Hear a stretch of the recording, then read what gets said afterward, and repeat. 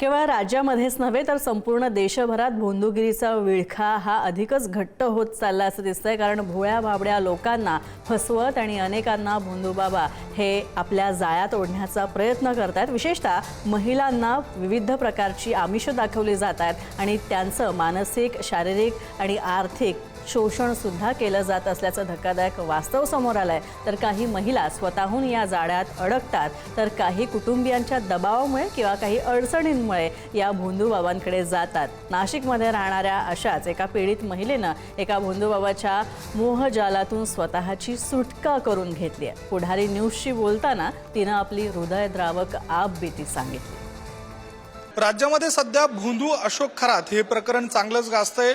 भोंदू खरातचे दररोज नवनवे कारनामे समोर येत आहे। विशेषतः या सगळ्या काळामध्ये जर बघितलं तर त्यानं महिलांना कशा पद्धतीनं समोहित करून फसवलेलं आहे, त्यांच्यावर अत्याचार केलेले आहेत, या बाबी समोर येत आहेत। त्या ठिकाणी पीडित महिला नेमक्या कशासाठी जात होत्या अशा स्वरूपाचा सवाल देखील या सगळ्या काळामध्ये सोशल मीडियावर व्यक्त केला गेला। अनेक महिलांवर प्रश्न देखील उपस्थित केले गेले, मात्र अनेक महिला न घाबरता पुढे आल्यात। भोंदू खरातवर गुन्हे देखील दाखल झाले।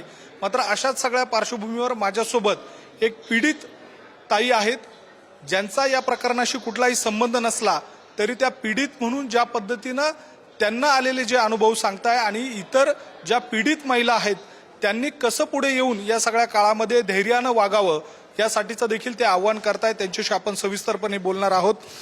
ताई, तुमचं पुढारी न्यूजमध्ये खूप खूप स्वागत। सुरुवातीला ज्या पद्धतीनं तुम्ही एवढं धिटाईनं अगदी खंबीर होऊन या महिलांना आवाहन करताय त्यासाठी तुमचं खूप खूप अभिनंदन आणि स्वागत। काय नेमका तुमचा अनुभव होता? काय म्हणून तुम्हाला कुठल्या भोंदूबाबाकडे जावं लागलं होतं? काय नेमकी घरात समस्या होती?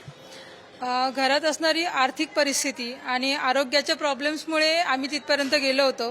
त्यात आर्थिक परिस्थितीमुळे अनेक अशा ज्या गोष्टींमुळे घरात वाद वाढतात, तर त्या वादामुळे की ह्या सगळ्या गोष्टीतून शांतता व्हावी आणि घर संसार सुरळीत चालावा याच्यासाठी मला कानपूर, सांगली आणि निफाडसारख्या ठिकाणी घेऊन जाण्यात आलं। आणि तिथे गेल्यानंतर अनेक प्रकारचे प्रयोग केले। मग ते मोरपिसं फिरवणं असो किंवा मग अंगारे धुपारे ह्या सगळ्या गोष्टींनी, अग्निकुंड पेटवणं, की ज्या सगळ्या गोष्टींनी की तुमच्या घरात शांतता लागेल। त्यावेळेला तुमचा विश्वास संपादन कशा पद्धतीने केला जात होता? भोंदूबाबांची नेमकी टॅक्ट काय असते? ते कशा पद्धतीनं महिलांना आकर्षित करतात? भोंदूबाबाची टॅक्ट अशी असते की त्यांना तर असे कुठल्या ना कुठल्या प्रकारचे कस्टमर पाहिजेच असतात की जेणेकरून त्यात किती सत्य आणि असत्य आहे पण ते ज्या पद्धतीने समजावून सांगतात किंवा ज्या पद्धतीने त्यांना संमोहित करतात की एक गोष्ट अशी करा, म्हणजे असे डायरेक्टली कुठल्याही प्रकारचा अटॅक होत नाही, तर एक एक स्टेप्सनी पहिले ते दर्शन होता, दर्शन घेतलं जातं। त्याच्यानंतर मग तुमचा जो जादूटोणा असतो, ब्लॅक मॅजिक काढणं, तिथे एक प्रकारचे होतं। मग अग्निकुंड पेटवणं, की ह्या सगळ्या गोष्टीतून मग असे वेगवेगळे प्रकारचे प्रयोग करून मग त्याच्यातून मग तुमच्या घरात जी काही विवंचना असते, त्यांना तर आपल्या घराची पार्श्वभूमी तर आपणच सांगत असतो की अशा असे प्रॉब्लेम्स आहे, मग त्या पद्धतीने हे असं केलं, असं गोष्टी घडतायत ना, मग तुम्ही असं करा, मग त्या गोष्टींनी तुमच्या घरात शांतता लागेल। आणि या सगळ्या गोष्टी भोंदूबाबापर्यंत कुणी जातं किंवा गेलेलं आहे त्याला कारण घरातल्या असणाऱ्या समस्या ह्याच असतात आणि याचीच संधी ते शोधून महिलांशी अत्याचार करत असतात। तुम्हाला ज्या वेळेला हे सगळ्या गोष्टी समजण्यापलीकडच्या झाल्या त्यावेळेला कुटुंबानं तुमच्याकडे या सगळ्या काळामध्ये काय नेमकं म्हणणं मांडलेलं होतं, किंवा तुम्हाला ज्या वेळेला या सगळ्या काळामध्ये आपल्यासोबत काहीतरी वाईट घडलंय याचा ज्या वेळेला विचार तुमच्या मनात आला त्यावेळेला तुम्ही हे कसं बाहेर आणलं? जोपर्यंत म्हणजे मी पण तिथपर्यंत गेली त्याला कारण एवढंच होतं की ज्यावेळेस परिवार किंवा समाज सांगतोय तर चला ही गोष्ट आपण करू किंवा करून बघू, जेणेकरून शांतता लागेल, जेणेकरून सगळं सुरळीत होईल। म्हणजे सगळ्यांच्या म्हणण्याप्रमाणे आपण केलं तर त्या सगळ्या गोष्टींचे वाद वाढणार नाही, म्हणून तिथपर्यंत गेली। पण जेव्हा मला या गोष्टींची हळूहळू ज्यावेळेस मी एक एक स्टेप्स पार केल्या, ज्यावेळेस मला जाणीव झाली की हे आता डायरेक्टली कुठेतरी चुकीच्या मार्गाकडे जाणार आहे। प्रत्येक स्त्रीला, समाजातल्या प्रत्येक स्त्रीला तो सेन्स असतो, तुम्ही तुमची ती बाजू ओळखली गेली पाहिजे की आता याच्यानंतर तुमच्याकडे ज्यावेळेस ते तुमच्याशी बोलतात, ते बोलण्याची ज्यावेळेस पुरुष आणि स्त्री यांच्यामध्ये संवाद होतो त्या पुरुषाच्या डोळ्यामध्ये तुम्हाला काय हे ते प्रत्येक स्त्रीला ओळखता येतं की त्याला काय सांगायचंय, तो कुठल्या पद्धतीने तुम्हाला समोहित करतो म्हणजे काय, असं काय वेगळं काही जादूटोना किंवा मग तू छू मंत्र मंत्र वगैरे म्हणून कुणी समोहित होत नाही. तर त्याला काय इच्छा आहे हे तुम्ही समजून घेतलं पाहिजे की त्याच्यानंतर काय घडेल. त्या सगळ्या गोष्टींचं तुम्हाला अगोदर त्या गोष्टींचे पडसाद पडल्यानंतर ती गोष्ट थांबवता आली पाहिजे आणि ती थांबवण्यासाठी तुम्हाला काय प्रयत्न करायचे किंवा ती थांबवता जर तुम्हाला स्वतःला जर करणं शक्य नसेल तर आज समाजामध्ये अनेक अशा संघटना आहेत, जशी अनिश सारखी संघटना आहे की जी तुम्हाला मदत करायला तयार आहे. कुठल्याही प्रकारचं काही हे नाही करता, ज्याच्यामध्ये स्त्री आणि पुरुष दोन्ही कार्यकर्ते आहे. तुम्ही त्यांना सांगा ज्या पद्धतीने तुम्हाला आणि तुमच्या परिवाराला या सगळ्या गोष्टीतून भोंदूगिरीतून मुक्तता करता येईल. याच्यामध्ये प्रामुख्यानं आता सध्याच्या घडीला जी परिस्थिती आहे संपूर्ण महाराष्ट्रामध्ये आणि विशेषतः नाशिकमध्ये, भोंदू अशोक खरातनं अनेक महिलांचं लैंगिक शोषण केलं, मात्र तक्रारी फार तोकड्या करताना आपल्याला दिसत आहे. अशा परिस्थितीमध्ये त्या महिलांना तुमचं नेमकं काय सांगणं आहे, त्यांच्या परिवाराला नेमकं काय सांगणं आहे? माझा अशोक खरात प्रकरणाशी काही संबंध नाही, म्हणजे मी तर त्यांना आता टीव्हीवरच बघितलं. पण मला सांगण्याचा उद्देश एवढाच आहे की ती स्त्री पुढे येत नाही कारण की ती घाबरली आहे. ती घाबरली म्हणजे ती एकटी गेलेली नाहीये, तिचा परिवार तिला घेऊन गेलेला आहे. मग त्या परिवाराला कुठेतरी भीती वाटते की आता जाऊ द्या, गेलं तर आता जे काही त्यांच्याकडे प्रूफ्स असतील गेलं तर त्या स्त्रीची तर जाईल, पण त्याबरोबर त्या परिवाराची पण इज्जत जाईल. त्या गोष्टींनी ते घाबरलेले, त्यामुळे ते पुढे येत नाही. पण मला एकच सांगायचं आहे की परिवारातल्या प्रत्येकाला आणि त्या स्त्रीला की तुम्ही घाबरू नका. समाजात आजही जशी वाईट प्रवृत्तीचे चांगले लोक आहेत, अनिच्छ रूपाने आहेत, अजून काही सामाजिक संघटना आहेत ज्या तुम्हाला नक्की मदत करतील. आणि जे काही घडलेलं आहे की ते आता जे घडलंय ते ठीक आहे, पण याच्यानंतर कुणाच्याही बाबतीत ती गोष्ट घडू नये, कुठल्याही स्त्रीचं लैंगिक शोषण होऊ नये आणि या सगळ्या गोष्टीतून कुठलाही व्यभिचार वाढू नये. तर या गोष्टींनी तुम्ही पुढे या की जेणेकरून या सगळ्या गोष्टी आपल्याला संपुष्टात आणता येईल. त्याच्यामध्ये एक मुद्दा नव्यानं असाही उपस्थित होतोय की ज्या पीडित महिला आहेत त्या ठिकाणी त्यांना त्यांचं कुटुंब घेऊन गेलं किंवा काय करून गेलं, पण अशा काही गोष्टी बंद दाराआड घडलेल्या होत्या की ज्या सांगणंही त्यांना बाहेर कठीण होतं. आत्ताच्या काळामध्ये पीडित महिलांशी ज्या वेळेला पोलीस संवाद साधताय किंवा ज्या पद्धतीनं तपास केला जातोय त्यामध्ये देखील अनेकदा त्यांचे जे प्रयत्न आहेत ते अपुरे पडताना दिसत आहे. अशा काळामध्ये एक महिला म्हणून तुम्ही त्या सगळ्या प्रवासातनं गेलेला आहात, काय नेमकं महिलांच्या मनामध्ये विचार सुरू असतो त्यावेळेला, त्या काय ह्या सगळं व्यक्त होत नाही?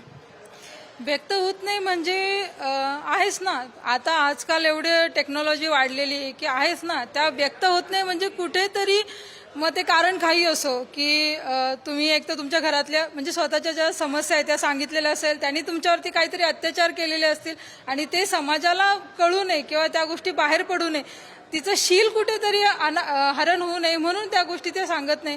पण हे कुठेतरी थांबवायचं असेल तर आपल्यालाच कुठेतरी खंबीरपणे पुढाकार घेणं गरजेचं आहे, तरच या गोष्टी शक्य होतील. पण अनेकदा म्हणतो की दुर्गा, सावित्री, रमाई, अनेक लक्ष्मी अशा अनेक नावं घेतो, महिलांना दुर्गा म्हणतो. पण अशा या सगळ्या परिस्थितीमध्ये आजही समाजामध्ये या जसं तुम्ही डिटाईपने पुढे आलात आणि हे सगळं बोलताय तसं बोलण्याची हिंमत अनेक महिलांमध्ये होत नाहीये. त्याला कारणीभूत नेमकं कोण आहे असं आपल्याला वाटतं? त्याला कारणीभूत म्हणजे कुठेतरी ते तिच्याच आजूबाजूला असणारं तिच्याच रक्ताचं किंवा तिच्याच नात्याचं वलय आणि तिची झालेली फसवणूक. सांगून ती काय सांगणार? माझं लैंगिक शोषण झालं हे सांगणार? नाही सांगू शकत. की शेवटी येतं कुठे ह्या सगळ्या गोष्टींचा सार येतो तो फक्त लैंगिकतेकडे.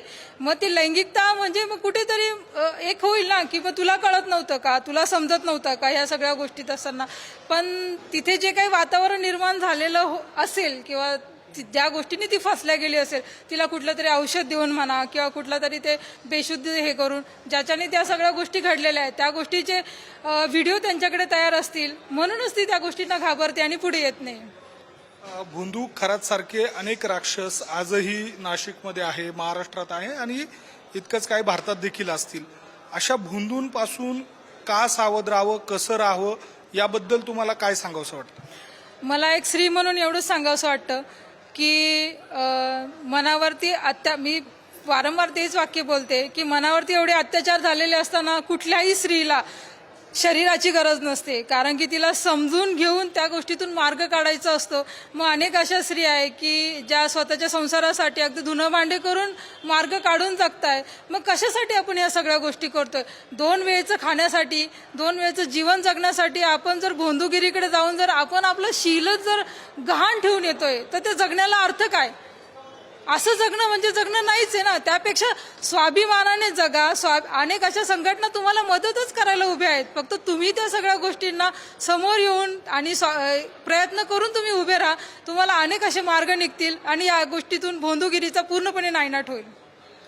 एकूणच काय तर भोंदू सारखे जे बाबा असतात ते राक्षसी वृत्तीचे असतात आणि त्यांच्याकडे कुठल्याही पद्धतीच्या समस्या जर घेऊन गेलं तर त्या तुमच्या समस्यांचा गैरफायदा घेऊन तुमच्यावर अत्याचार करू शकतात. यासाठीचं एकूणच जे नाशिकमधलं उदाहरण आहे ते समोर आलेलं आहे. त्याच्या अनेक पीडित महिला आहेत त्या त्याच्यावर तक्रार करतायत. त्याबाबतची कारवाई येत्या काळात होईलच. मात्र सध्या या पीडित असलेल्या महिलेनं, या ताईनं ज्या पद्धतीनं अनेक महिलांना आवाहन केलेलं आहे आणि त्यांच्यासोबतचा घडलेला जो प्रसंग सांगितलेला आहे तो बघून तरी अनेक बंधूंकडे जाणाऱ्या ज्या महिला आहेत त्या यातून धडा घेईल अशी अपेक्षा या निमित्तानं करायला हरकत नाही. व्हिडिओ जर्नलिस्ट योगेंद्र महाजन, मी किरण ताजने, पुढारी न्यूज, नाशिक.